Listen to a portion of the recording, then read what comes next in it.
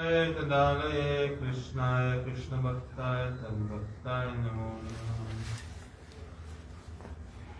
Vandeham Shri Guru Varam Shri Rupanuga Prabharam Vrajarasarasiyam Cha Narayanam Tam Prapannam Shri Guru Charanam Vande Ramana Prasthaya Bhutale Rupanuga Bhaktidam Cha Kripa Murti Narayanam Seva Kunja Vajay Ramya Govardhana Gidosara Radha Kunja Rasananda Tattat Seva Pradayakam Gurung Narayanakyam Tang Vande Vinoda Prashtatam Yatpada Smriti Matrena Damodara Prasidati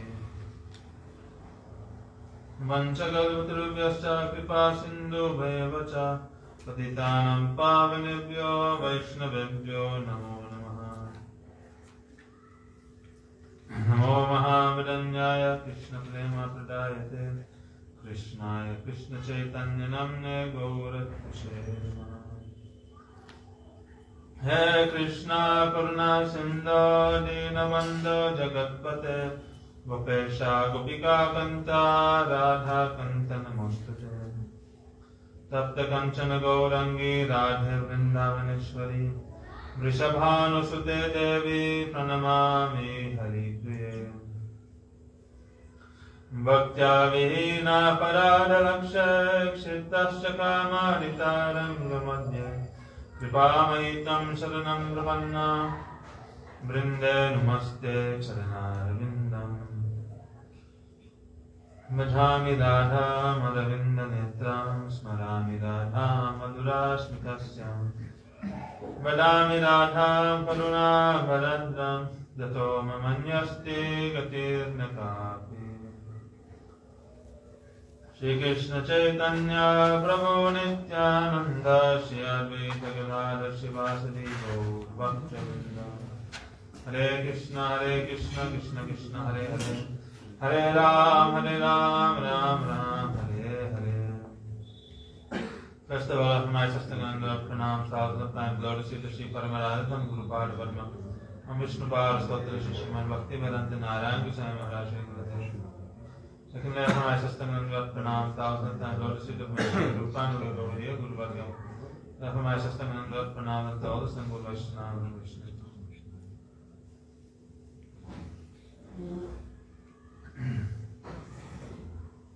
Reading of Sri Bhagavad Patrika. Before starting new Grantha, then ask the Vaishnavas Grantha to continue.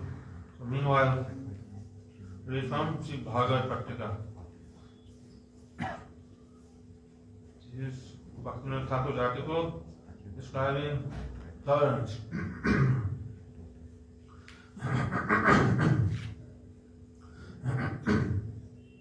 Srila Bhaktivinoda Thakur, this is also from his second name is Vaini Vaibhav. Bhaktivinoda Thakur gave Vaini Vaibhav.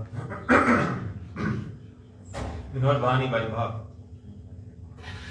So here, in the form of question and answer, question is being asked that for Krishna's happiness, a tolerant person, what is his duty? What is the duty of a tolerant person to do for Krishna's happiness?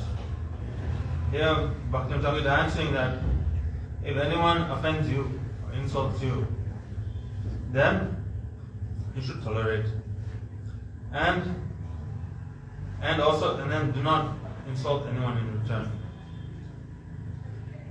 You should, using your physical strength, using your physicality, don't harm anybody.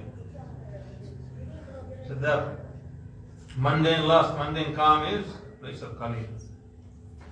And there's no doubt about this. Therefore, in order to fill your own desires, don't use your body, your physicality. Don't get physical with anybody. Here it's saying that, but the desire for Krishna seva, this is appropriate. This is proper. This calm is proper. This is appropriate calm. And it's used for Krishna seva. And therefore it is not called calm, it is actually called prem. To satisfy one's senses, this is called calm, and this is prakrit, this is mundane. and Kali resides there. And therefore you should definitely keep this up. Therefore don't utilize your own desire, your body and your senses, in filling your own desires. Kali resides there in this kind of activity. Second answer, second question.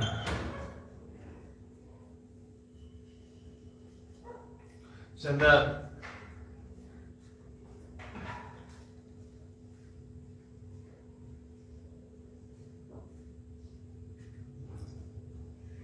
should we, it's asking here that in what way should we consider other paths, other processes?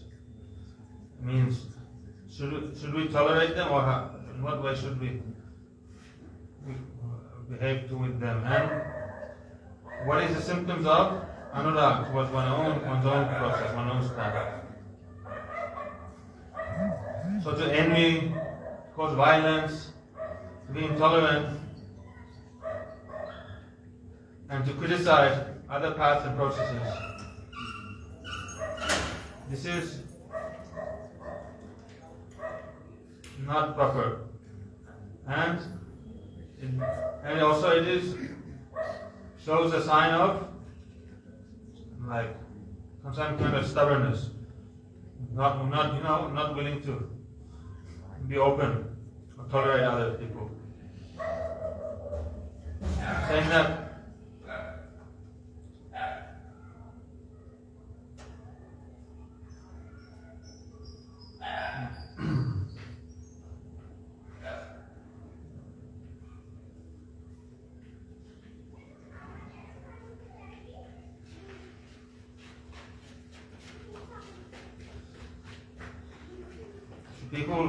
people who are like this, then they don't show any real determination or real focus on attaining their own goal, their own provision.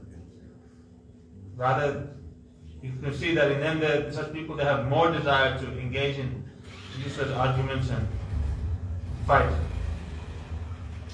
We should not adopt this kind of mentality. Rather, we should focus on our own process and path and be tolerant of other paths. The third question is asking here that can a person who is doing bhakti with so many desires, can he be tolerant? Is it possible for such a person to be tolerant? The answer is that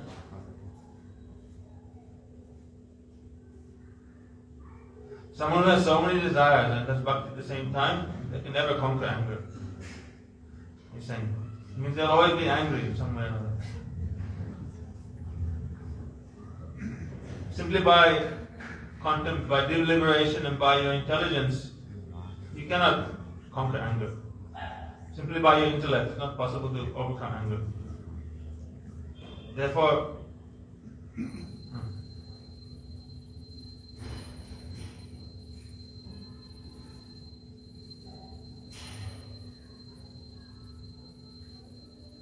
someone who is because why? Someone who is attached to the senses, then in one moment, what happens? 1 minute, their rational, their thinking, their intelligence, it goes away. It makes it useless, and pulls you into the realm of anger. Therefore, someone who is doing mixed bhakti, then really they can never be tolerant actually. Someone who is doing bhakti with so many mundane desires, then they'll always be angry. So these desires will pull them here and there, and then they'll become angry. Then they'll lose all their discrimination, all their rationalization and everything, and they will not be able to think properly. So in other words, you cannot be tolerant while doing mixed bhakti. You will always, in some way or another, you will fail. In other words, only someone who is doing Shuddha Bhakti, he is really tolerant. Because he has no desire. He desires nothing in this world. He has no expectations, therefore he is never disappointed. Someone who has expectations that they can get disappointed. You want something and it's not fulfilled, then you are disappointed. If you desire nothing, then how can you be disappointed? And how will you get angry? So here question 4 is saying that how can a person who is doing Nam Kirtan, how can he be tolerant? The answer here is quoting in Shloka, Vriksha Sama Kshama Guna Karibe Sadhan Pratihimsa Tyaji Anya Karibe Paran. The meaning here is that a person who is doing Nam Kirtan, he should be more tolerant than a tree. And he'll be more tolerant than a tree. And he'll give up all kinds of violence toward other living entities. And he'll maintain others by his affection. In other words, becoming more tolerant than a tree, one should cultivate and culture this mood in the heart, give up all kinds of violence to others, and rather try to nurture others, help others. Then you'll always be tolerant. In other words, if you don't have this mood of helping others, then you never develop tolerance. When you're never in the mood of giving, then very quickly, very easily you become intolerant, short-tempered, lose your patience with anybody. But if you have a desire to always help, like a mother never becomes intolerant of the baby, always serving the baby. Because she has love for the baby, she wants to help the baby, nurture it, take care of it. She can tolerate everything. So if you don't, as long as you don't have this mood of trying to help others, maintain others, spiritually, offer them respect, don't have this mood of seva, Vaishnava seva, then you'll always be very intolerant. And always you will find yourself being disturbed by others. But if you have a mood to help, and then you understand, take some time.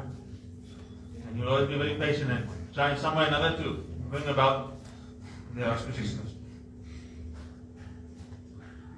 In the mood of course, when we do it in the mood of Vaishnava seva, thinking I will serve the Vaishnava, then I will get some benefit. This will be, then Guru and Vaishnava will be happy with me. Therefore, I will try to serve the Vaishnava in all way. Putting my own happiness aside, I will try to engage in Vaishnava seva. In this way, Guru and Vaishnava will be happy. Then you will tolerate everything for the happiness of Guru and Vaishnava. Here, question 5 is saying that to be more tolerant than a tree. And what is these words? How do these words indicate mercy? Do these words indicate mercy? How do they indicate mercy? These words need to be more tolerant than a tree. In what way? So here saying Chinada, the answer is Chinada Vishwahishna. The meaning of these words is that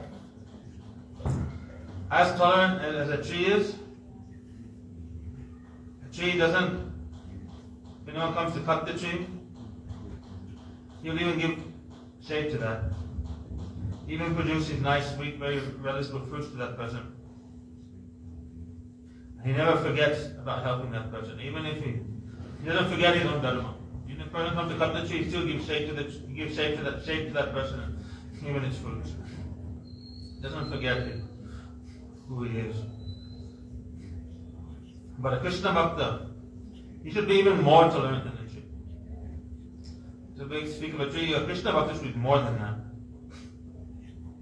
Therefore,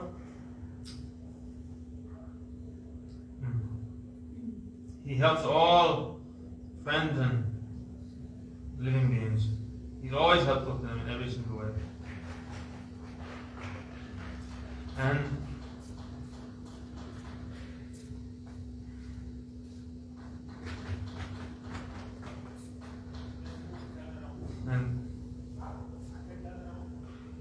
for a sadhu who is free from envy, full of compassion, and he's always performing Nam Sankirtan, such sadhus, this is their second symptom. In other words, they are Tarorapi Krishna. First, of course, it's Chunadapi Krishna. Tarorapi Krishna. First symptom should be Chunadapi. Second is that he is Tarorapi Krishna. So anyway, in other words, someone who is always doing Harinam Sankirtan, who is free from envy in his heart and who is full of compassion, then this symptom will be inside in his heart. So question number 6 is saying that a person who has no patience, can he do Hari Bhajan? The answer is that for a person who wants to do Hari Bhajan, engage himself in continuous Hari Bhajan, for him, patience is extremely necessary.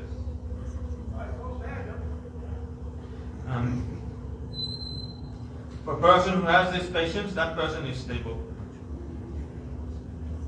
And a person who does not have this patience, that person is very, very restless. And he is not stable at all, he is unstable. And he cannot accomplish anything. Through patience, a sadhak, he'll keep himself under control. And in the end, he'll be able to control the whole world also as well. This is described in Upanishad with the first verse. Vacha vegam, manasa kota vegam, jihva vegam, udara pashta vegam, etam vegam vishakita dhira, sarvam atimam pritivim sushe. Someone who is dhir, what are his symptoms? He has all these vegs under control. Vacha vegam, manasa vegam, krodha vegam, jiva vegam, udara vegam, upashta vegam. All these vegs are under his control. Therefore, he is dhira. And therefore, pritivim sushe, he can help the whole world. He can liberate the whole world. It brings him under their control. Because he has self-control.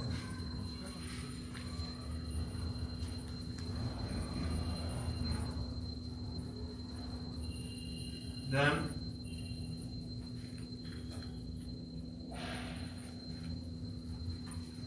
now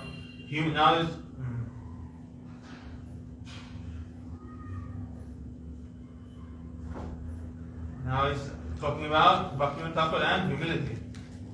That was Bhaktivinoda Thakur and tolerance. Bhaktivinoda Thakur's opinion on tolerance. Now Bhaktivinoda Thakur's opinions on humility. Amani Natva. Do not demand respect and honor from others. Here, question number 1 is saying that how can we be Amani or humble? The answer is to think I am a Brahman. I am very competent. I know all Shastra. I am a Vaishnava. I have renounced my household. Don't have this kind of false ego, this kind of conceptions about yourself. Give up this kind of conception.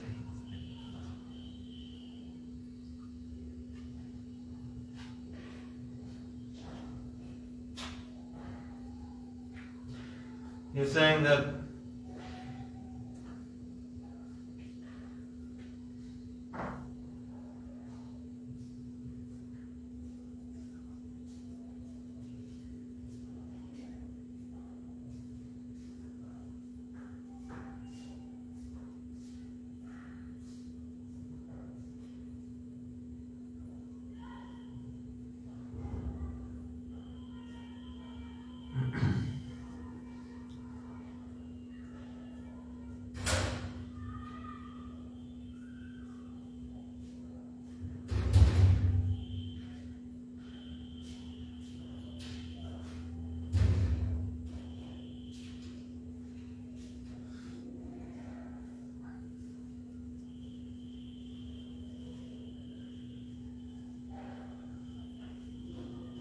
so I'm saying that even if this kind of,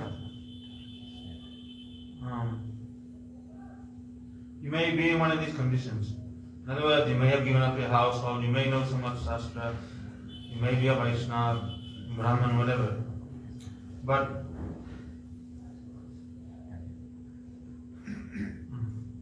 one should still With these kind of false conceptions, abhiman, one should not desire worship from others.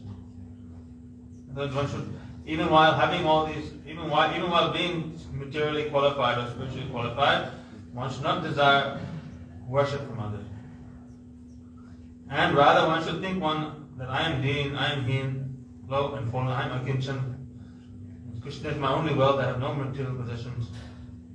And I am more humble or more fallen than the blade of grass. I'll accept this as my condition. In other words, this is how you can be humble. Even in reality, someone who is humble means he has such qualifications. He has so much quality. But even despite having so much qualifications, being a Brahmana, Vaishnava, this and that, he always considers himself to be more humble than a blade of grass. Therefore, he is truly humble. It's easy to be humble when you have nothing. When you're a dog on the street, then what? No humility. Even in you, I am low and fallen. Yes, you are low and fallen.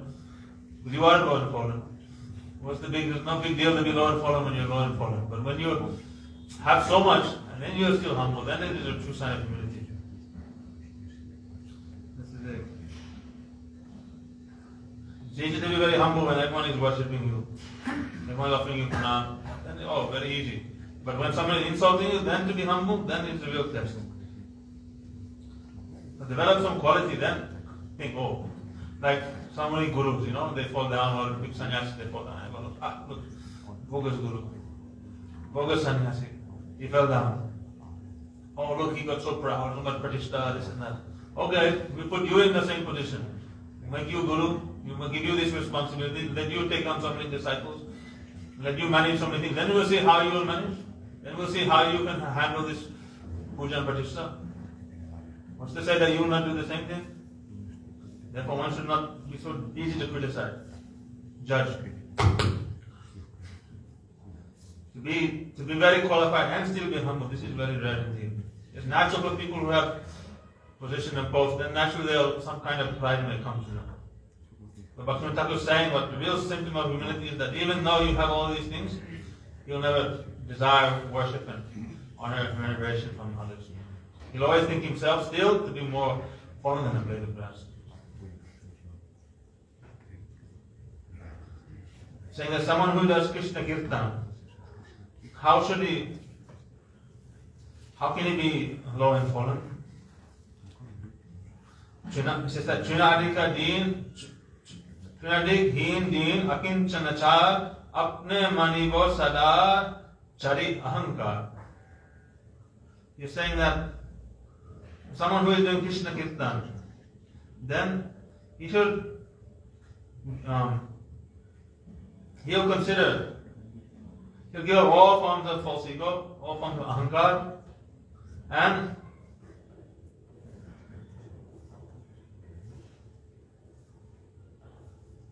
he'll consider himself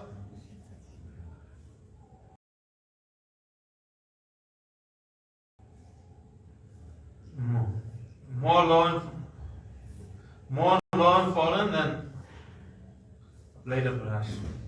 He'll accept this thing. In other words, how do you consider yourself to be low and fallen? Then you give up all kinds of form of false ego and ahankar. You just consider yourself to be more low and fallen than a piece of blade of grass. Here, question number 3. He's saying that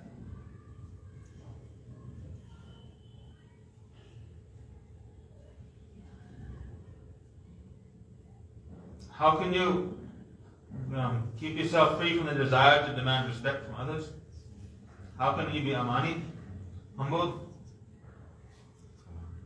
So knowing yourself to be very low and fallen, give everyone respect according to their position. And never demand respect from others. In other words, considering yourself low and fallen, respect others always. By respecting others always, at the same time don't expect or demand them to respect you in return. Rather just simply respect others, honor everyone. And don't be seeking that for yourself. This is how you can be amani. In other words, without giving respect, it's very hard to be free from the desire to not demand respect. Someone who's always giving respect, then he's become so satisfied in that way, honoring and respecting others, that he'll never demand. But someone who's never respecting others, then it's very hard to be free from this desire to demand respect from others. One should always respect others. Then you can be free from the desire to demand respect from others.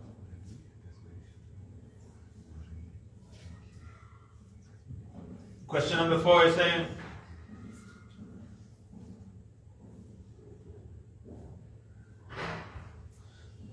we have this material body, so how should we consider ourselves? What position we're in? What should we think of ourselves? You're saying that this human body is only a prison. That's how you should consider this body. I'm in a prison. And it has no real eternal relation with the Atma, this body. In other words, as long as you are inside this body, then you should consider yourself to be more humble than a blade of grass. While you're in a prison house, you're trapped in this body. You're in a very subordinate position. Like a prisoner, if he goes to jail, then he cannot be very proud inside the jail. He cannot be, ahankar, fighting with guards. He'll stay there his whole life. He has to be very humble. I have done something wrong. They have caught me. I'm helpless now. He cannot show ahankar there. He has to be humble. Then, let's say everything, he's no power, he's powerless now, he's helpless. He's in prison. They can do whatever he wants. If it's a wartime, then imagine, they can do anything. You're anyone's prison, they can kill you, they can torture you. What they cannot do. Therefore, at that time you will be very scared and very, anything they say you will follow. You don't want to be harmed. So imagine you realize that you're in this human body, you're in a prison. So why do you have pride? Be humble, realize you're in a very precarious situation, you are trapped in this human body. Anything can happen. When the heart will stop, when we will get brain hemorrhage, when anything may happen, there's no guarantee. We're in a very precarious situation. Therefore, there's no reason to be proud of anything. We're in this body that is rotting, dying, decaying, minute by minute. Therefore, just consider yourself, as long as you're in this body, consider yourself to be more humble than a blade of grass. And naturally, when you attain your spiritual body, then the Atma is always more humble than a blade of grass. He always has this mood of humility. And when he is situated in his Sarup Dharma, then that is natural for that. Soul to be a servant of Krishna, then he's always in that mood. Okay, question number 5. That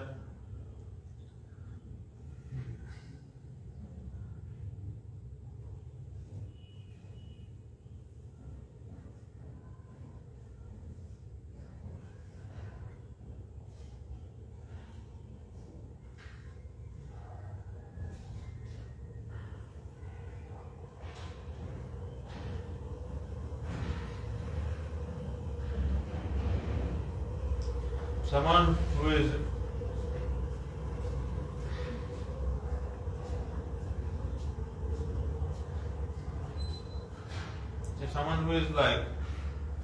like deformed, for such a person,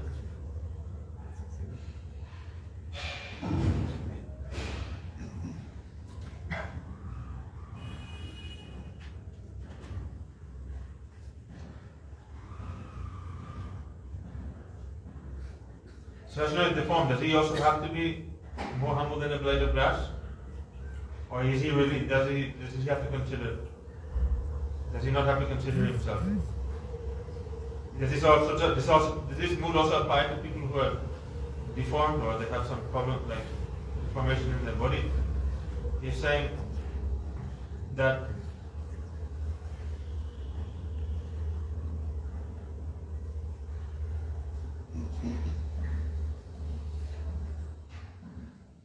the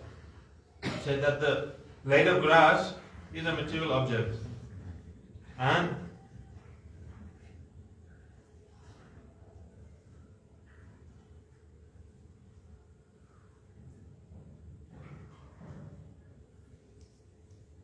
but still, even that blade of grass, it has some kind of ahankar, abhiman.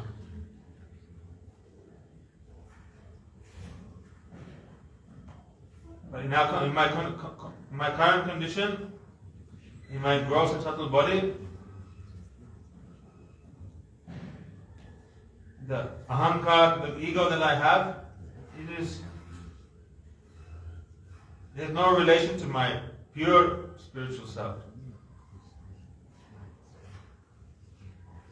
And therefore it is improper.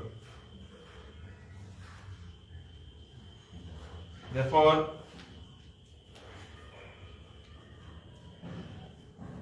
so similarly for a blade of grass, it has its own ego.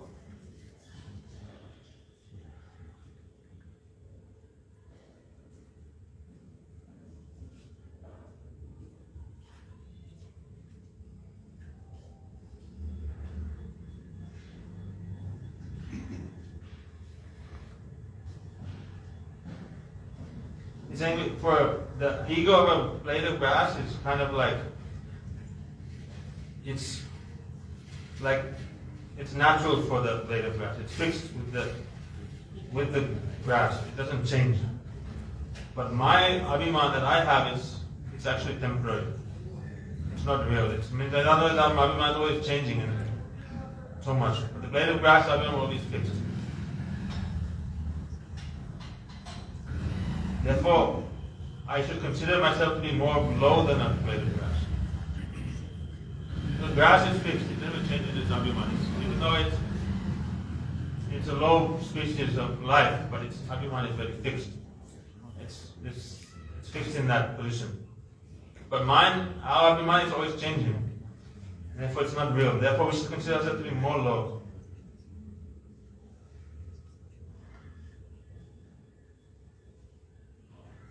What he's saying here. Very complex indeed it is. What is the meaning of amani? Or the word amani, what is the meaning of these words?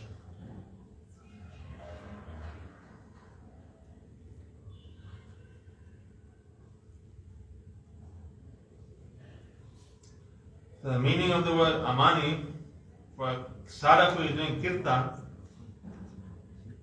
be free from false and temporary moods, abhimans, is the third symptom of being humble.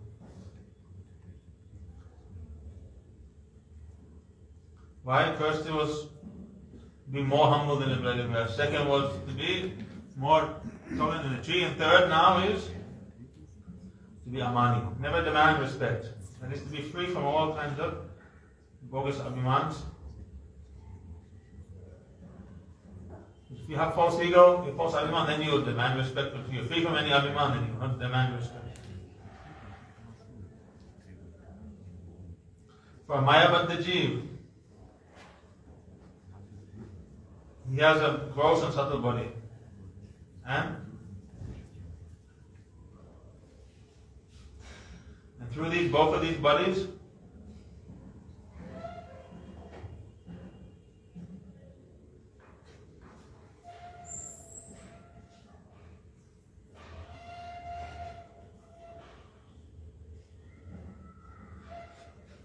all the different abhimans that arise from gross and subtle bodies, like yoga, aishwarya, opulence of yoga, bhoga aishwarya, opulence resulting to different kind of sensual enjoyment, wealth, high caste, and creed, birth, physical strength, name and fame, qualifications, etc. All the abhiman that arise due to all these things, you should know them, they are completely against the true swarup of the jiva. That means they are not connected to the true swarup of the jiva, and they are false. You should be free from all these false bogus abhimankars. This is the meaning, and to be free from all these false ahankar, this is the meaning of Mithya Abhiman Shunyata. Be free from Mithya Abhiman.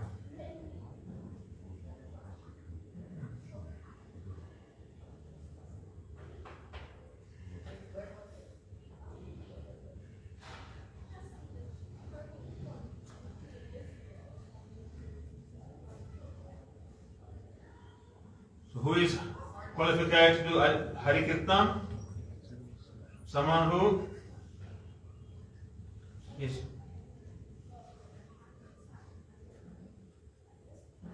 someone who has all these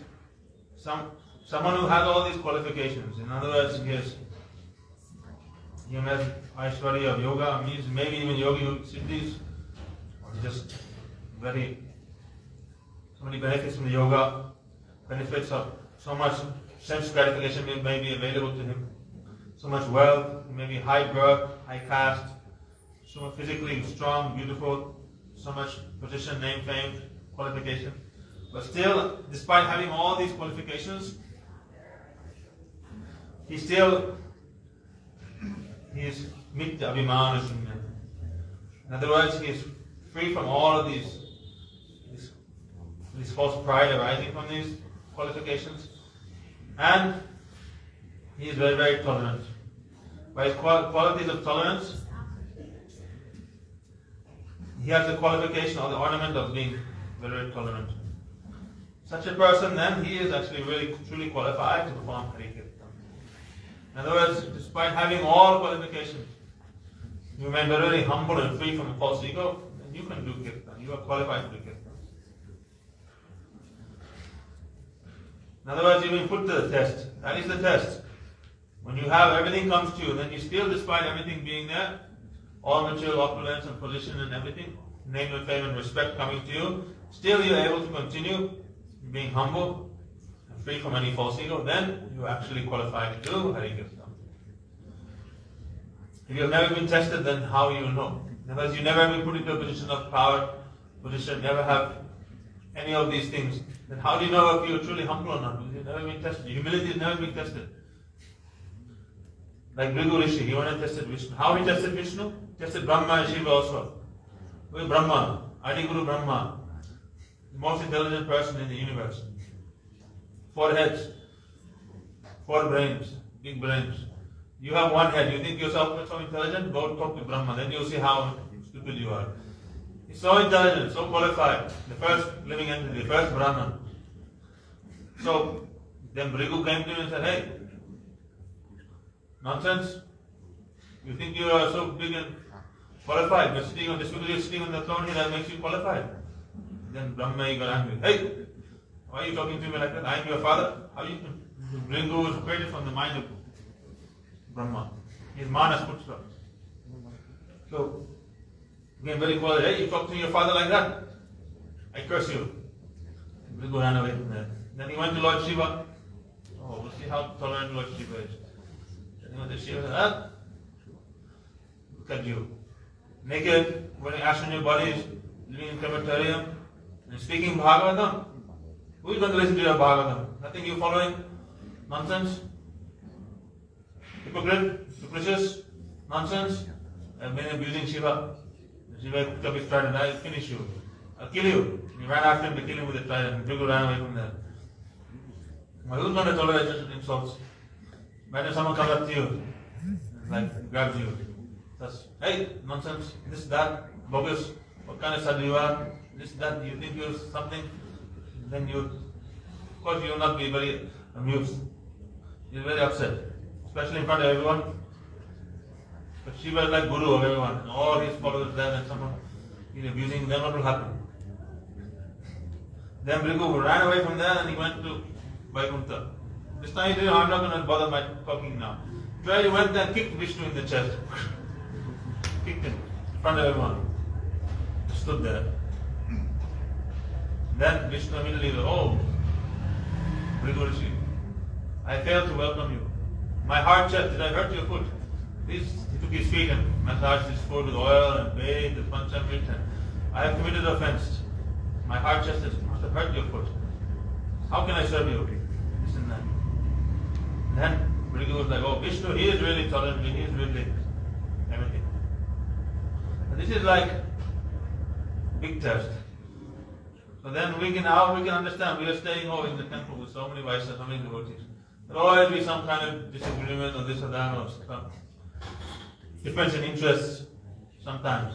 But then when these tests come, then we should try to remember these instructions of Bhaktivinoda Thakur, instructions of our Guru Varga, to remain always humble. So we cannot pass these small tests. Then what will happen when you attain a position of responsibility? So much pressure, so much tension comes. Then how will you handle it? That time you will not be able to be humble. Big festival is going on. The Vaishnava give you some seva, this person gives you seva, that seva. Doing so many sevas and you don't have time to even think. Running like a dog here and there. And someone comes up and says, hey, why you not do this seva, this like that? Then immediately you're like, hey, why are you talking to me like that? Immediately you will become agitated. Why so much tension in your mind? So, when there is no reason to be tested, when there is no test, then it's very easy to be humble. And then you are very humble. If someone will test you and you put you in a position of pressure, then we'll see, you can remember all your training. You can remember, is this humility, is it really from the core of your heart, is it part of your being, or is it just something a mental exercise of yours? That is the thing. So here is saying that someone, despite having all these qualifications, he still is free from all false ego, and he's very tolerant, then that person is humble. In other words, if you want to be humble and develop some qualities, be qualified, then you'll be able to be humble, otherwise not. Without qualification, then how you will serve also? The gopis, how qualified they are, Guru Varga, how qualified they are. So much qualification, but they think I have nothing. We have to develop ourselves. Gurudev always said, develop in your bhakti. Try to pray. Develop these qualities. Try to follow in the footsteps of our Guru Varga. Even though it may be Sanghasiddha bhakti, or developing these qualities, but at least it's favorable in the beginning. Try to practice. At least externally practice. And one day it will become a reality. At least one day it will become part of your core being. If you never externally practice it, then how internally it will materialize? We should start practicing from the beginning. Then we will come to the realm of Shuddha Bhakti very quickly. By the association of the pure Vaishnava, by their mercy we will enter into the realm of Shuddha Bhakti. He is saying that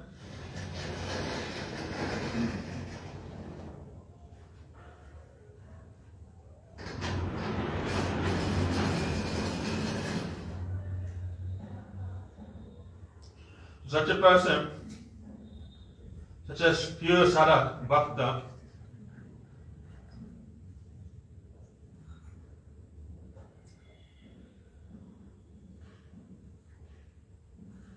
even though in the Grihastha ashram, he may be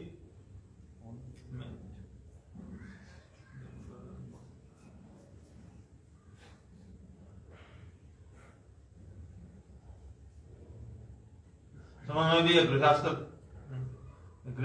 in the Grihastha ashram, or he may be a Brahmin by birth, he may be a Tyagi, renunciant, like a sannyasi. He will, whatever his position is, he will give up all these false egos, I am this, I am that, and he will put his consciousness in his mind and heart, one point to the lotus feet of Sri Krishna, and he will engage himself in Nam Sankirtan. This is a symptom of a Shuddha Sadhak Bhakta. Someone who is a pure sadhak, a pure devotee, then, despite any position he may be in, despite being very prestigious or whatever it may be, whether Grihastha, Brahman, Sannyasi, whatever it may be, he'll give up any false ego arising from these positions, then he'll engage himself in continuous Nam Sankirtan. This was Bhaktivinoda Thakur's article or description of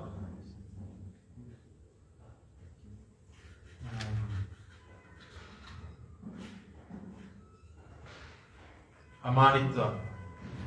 And there's one more small article describing mana dattva, how to offer respect. There's 3 question and answers for that, but I'll wait to get another time. We finish here and we'll continue tomorrow. Gaur Pramananda Hari Hari Ba Jai Shri Guru Pada Padma Ki Jai Guru Parampara Ki Jai Sachinandan Gaur Hari Ki Jai Saparshada Gaur Hari Ki Jai Vrindavan Dham Ki Jai Jai Harinam Sankirtan Ki Jai Jai Shri Bhagavat Patrika Ki Jai Jai Shri Bhaktivinoda Thakur Ki Jai Jagat Vaishnavin Ki Jai Jai Gaur Pramananda Hari Hari